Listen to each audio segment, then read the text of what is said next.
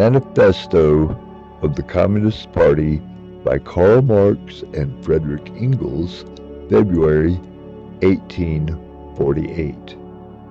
Preface to the 1888 English edition. The Manifesto was published as the platform of the Communist League, a workingmen's association, first exclusively German, later on international, and under the political conditions of the continent before 1848, unavoidably a secret society. At a Congress of the League held in November 1847, Marx and Engels were commissioned to prepare a complete theoretical and practical party program. Drawn up in German in January 1848, the manuscript was sent to the printer in London a few weeks before the French Revolution of February 24th.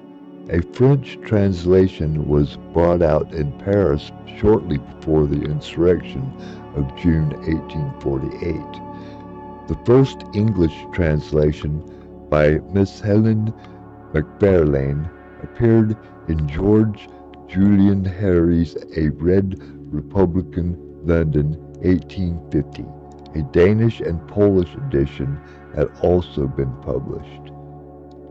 The defeat of the Parisian insurrection of June 1848, the first great battle between the proletariat and bourgeoisie, drove again into the background for a time the social and political aspirations of bourgeoisie. Drove again into the background for a time the social and political aspirations of the European working class. Therefore, the struggle for supremacy was again, as it had been before the Revolution of February, solely between different sections of the propertied class. The working class was reduced to a fight for political elbow room and to the position of extreme wing of the middle-class radicals. Wherever independent proletarian movements continued to show signs of life, they were ruthlessly hunted down. Thus the Prussian police hunted out the Central Board of the Communist League, then located in Cologne. The members were arrested and after 18 months in prison, they were tried in October 1852. This celebrated Cologne Communist trial lasted from October 4th until November 12th. 7 of the prisoners were sentenced to terms of imprisonment in a fortress varying from 3 to 6 years. Immediately after the sentence, the League was formally dissolved by the remaining members. As to the Manifesto, it seemed henceforth doomed to oblivion. When the European workers had recovered sufficient strength for another attack on the ruling classes, the International Working's Men's Association sprang up. But this association formed with the express aim of welding unto one body the whole militant proletariat of Europe and America, could not at once proclaim the principles laid down in the Manifesto. The International was bound to have a program broad enough to be acceptable to the English trade unions, to the followers of the Prud'homme in France, Belgium, Italy, and Spain, and to the Lassalleans in Germany. Marx, who drew up this program to the satisfaction of all parties, entirely trusted to the intellectual development of the working class, which was sure to result from combined action and mutual discussion. The very events and vicissitudes in the struggles against the capital, the defeats even more than the victories, could not help bringing home to men's minds the insufficiency of their various favorite nostrums, and preparing the way for a more complete insight into the true conditions for working class emancipation. And Marx was right. The International, on its breaking in 1874, left the workers quite different men from what it found them in 1864.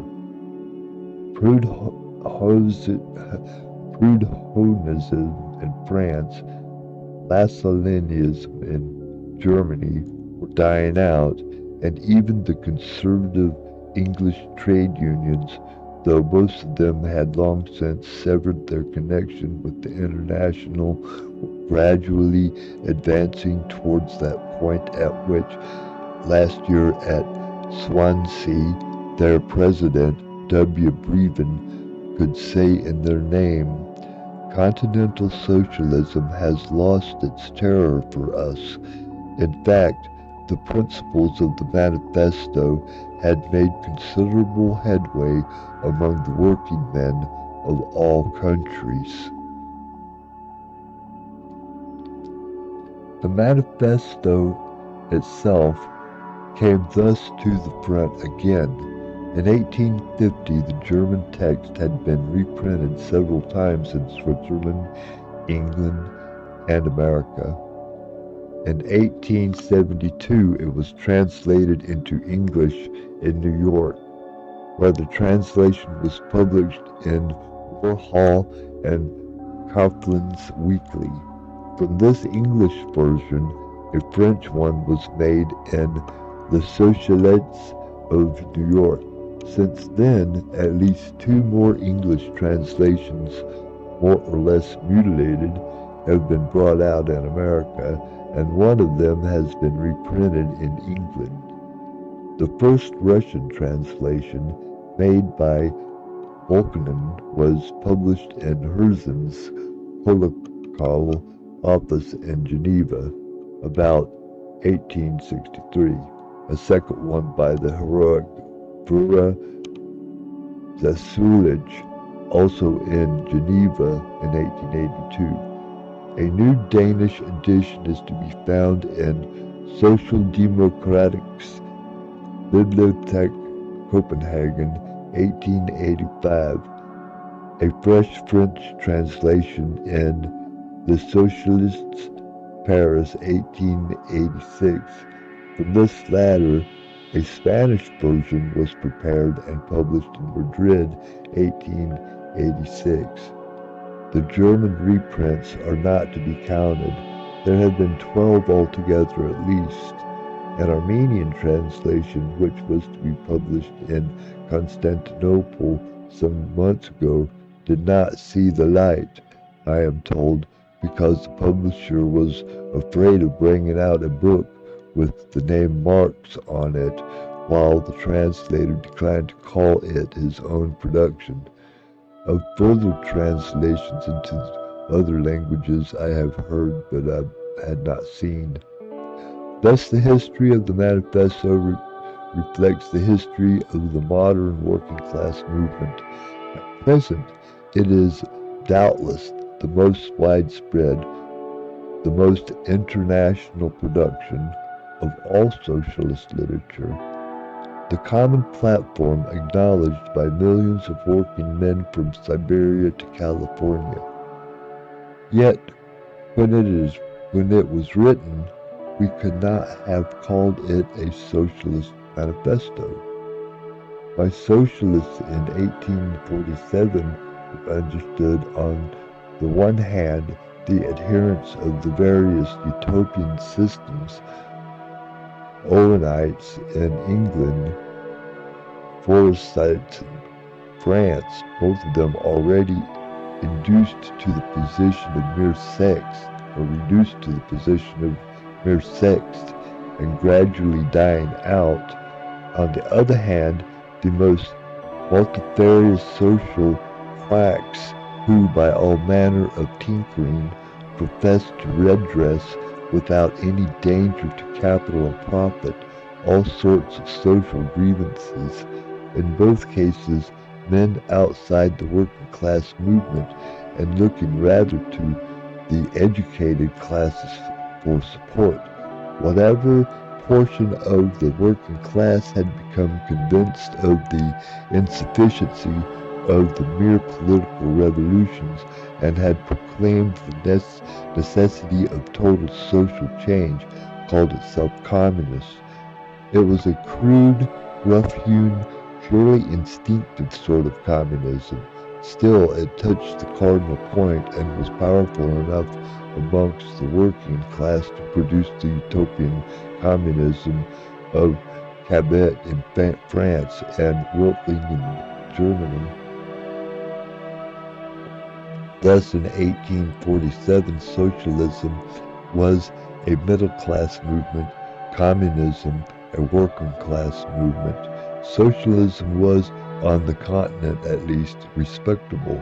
Communism was the very opposite, and as our notion from the very beginning was that the emancipation of the workers must be the act of the working class itself, there could be no doubt as to which of the two names we must take. However, we have ever since been far from repudiating it.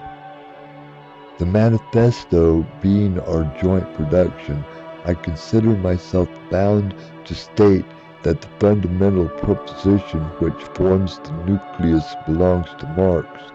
That proposition is that in the very historical epoch, the prevailing mode of economic production and exchange and the social organization necessarily following from it form the basis upon which it is built up, and from that which alone can be explained the political and intellectual history of that epoch,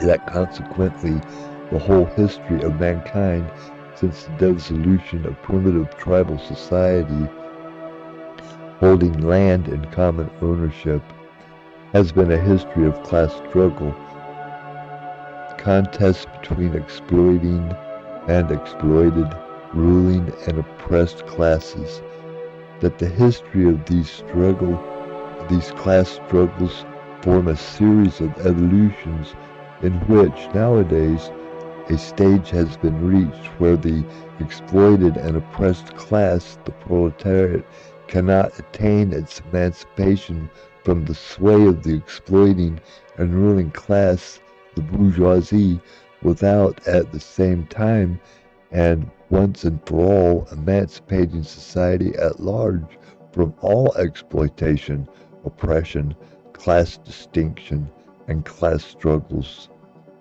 This proposition, which in my opinion is destined to do for history what Darwin's theory has done for biology, we both of us had been gradually approaching for some years before 1845. How far I had independently progressed towards it is best known by my conditions of the working class in England. But when I again met Marx at Brussels in spring 1845, he had it already worked out and put it before me in terms almost as clear as those in which I have stated it here. From our joint preface to the German edition of 1872, I quoted the following: "However much that the state of things may have altered during the last 25 years, the general principles laid down in the Manifesto are, on the whole, as correct today as ever. Here and there, some detail might be improved. The practical application of the principles will depend, as the Manifesto itself states, everywhere and at all times, on the historical conditions for the time being existing, and, for that reason, no special stress is laid upon the revolutionary measures proposed at the end of Section 2. That passage would, in many respects, be very differently worded today in the view of the gigantic strides of modern industry since 1848 and of the accompanying improved and extended organization of the working class in view of the practical experience gained, first in the February Revolution and then still more in the Paris Commune, where the proletariat for the first time held political power for 2 whole months. This program has, in some details, been antiquated. One thing especially has proved by the Commune viz that the working class cannot simply lay hold of ready-made state machinery and wield it for its own purposes. See the Civil War in France, address of the General Council of the International Workingmen's Association, 1871, where this point is further developed. Further, it is self-evident that the criticism of socialist literature is deficient in relation to the present time because it comes down only to 1847.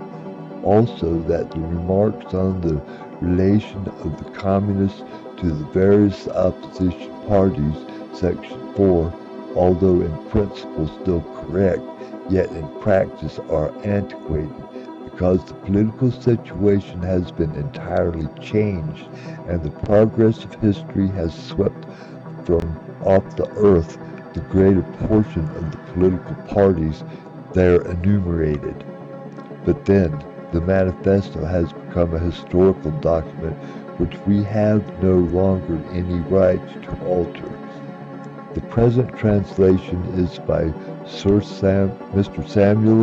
Samuel Moore, the translator of the greater portion of Marx's Capital. We have revised it in common, and I have added a few notes explanatory of historical allusions. Frederick Engels, January 30th, 1888, London.